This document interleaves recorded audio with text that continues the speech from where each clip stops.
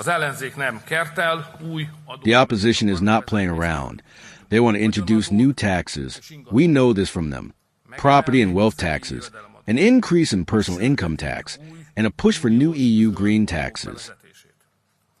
We also know that left-wing parties are in government in many European countries and in Brussels. We know this economic policy. It does not really believe in work, not in performance, but always in central redistribution.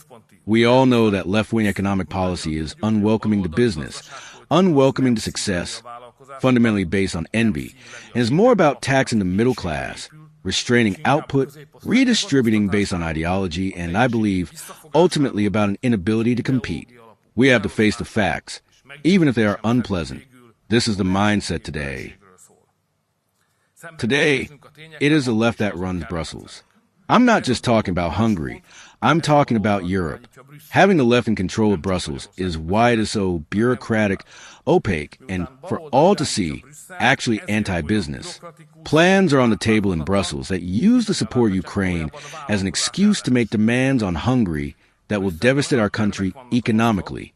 They keep demanding that we raise taxes on labor. They demand that we introduce new green taxes.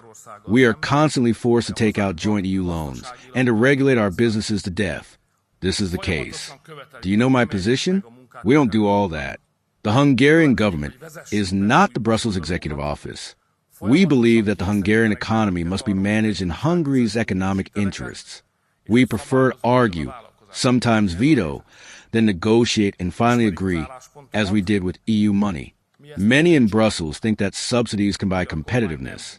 We believe, and I know, that this is not the case. The best support is to let entrepreneurs and people work, and not to take away the value they create.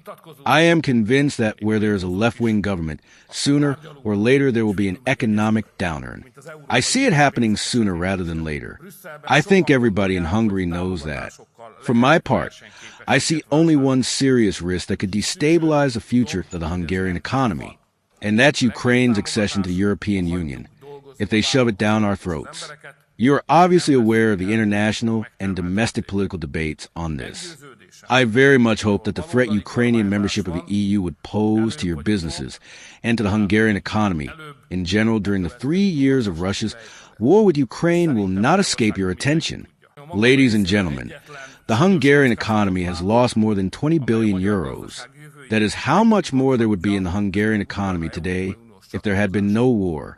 Therefore, the success of the U.S. President's peace efforts is in our vital interest. No matter what we think about America or the U.S. administration, it is in our vital interest not to fuel the war with words, soldiers, or weapons. So it's easy to see that peace is in our vital interest. It must also be seen that Brussels' big plan is to keep Ukraine alive, to keep the Ukrainian army alive.